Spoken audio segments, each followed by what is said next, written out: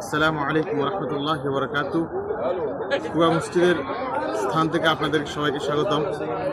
পৃথিবীর ইতিহাসে আমরা সকলেই জানি রাসূল সাল্লাল্লাহু আলাইহি ওয়াসাল্লাম তিনার সাহাবী অগণিত লক্ষ লক্ষ সাহাবী থেকে মাত্র 10 জন সাহাবী জান্নাতের সুসংবাদ পেয়েছেন। তার মধ্যে 3 জনে ছিলেন হযরত আবু বকর রাদিয়াল্লাহু আনহু, ওমর এবং ওসমান বিন আফফান রাদিয়াল্লাহু তাআলা আনহু। আজকে আমরা সেই স্থানে আছি যে স্থানে এই 3 জন সাহাবীদেরকে জান্নাতের সুসংবাদ দেওয়া হয়েছিল। এখানে সংক্ষিপ্ত ইতিহাস লেখা আছে। এই সেই কূপ, এই কূপের একটি অংশে বসেছিলেন রাসূলুল্লাহ সাল্লাল্লাহু আলাইহি ওয়াসাল্লাম, ডান পাশে ছিলেন হযরতে আবু বকর সিদ্দিক রাদিয়াল্লাহু তাআলা আনহু, বাম পাশে ছিলেন হযরতে ওমর রাদিয়াল্লাহু তাআলা আনহু, আর সবার সামনে ছিলেন হযরতে ওসমান রাদিয়াল্লাহু তাআলা আনহু। এই স্থানে বসে বলা হয়েছিল আবু বকর ফিল জান্নাহ, ওসমান ফিল জান্নাহ, ওমর ফিল জান্নাহ। আজকে এই সেই স্থান।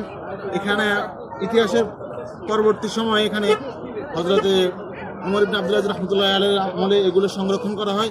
পরবর্তীতে এখন আলে সৌদদের সময় এগুলো সবকিছু সম্পূর্ণ রক্ষণাবেক্ষণ করা হয়।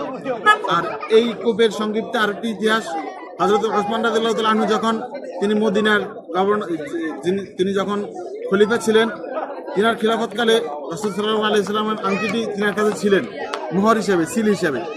একদা তিনি এই স্থানে বসেছিলেন, তিনার হাত থেকে অথবা যে কোনো মাধ্যমে এই স্থানে, এই কূপে রাসূল সাল্লাল্লাহু আলাইহি ওয়াসাল্লামের ওই ঐতিহ্যবাহী আংটিটি পড়ে যায়। এই সেই স্থান, এই সেই কূপ। এই কূপটি অবস্থিত হচ্ছে মসজিদে কুবার দক্ষিণ পশ্চিম অংশে। আজকে আমরা ঈদুল আজহার দ্বিতীয় দিনে এই বরকতময় স্থানসমূহের ভিজিটে এসেছি। সবচেয়ে আনন্দ মুহূর্ত এই সেই স্থান যেখানে 3 জন সাহাবীকে বলা হয়েছে আবু বকর ফিল জান্নাহ, ওমর ফিল জান্নাহ, ওসমান ফিল জান্নাহ। আল্লাহ তাআলা আমাদেরকেও জান্নাতে যাওয়ার তৌফিক দান করুক।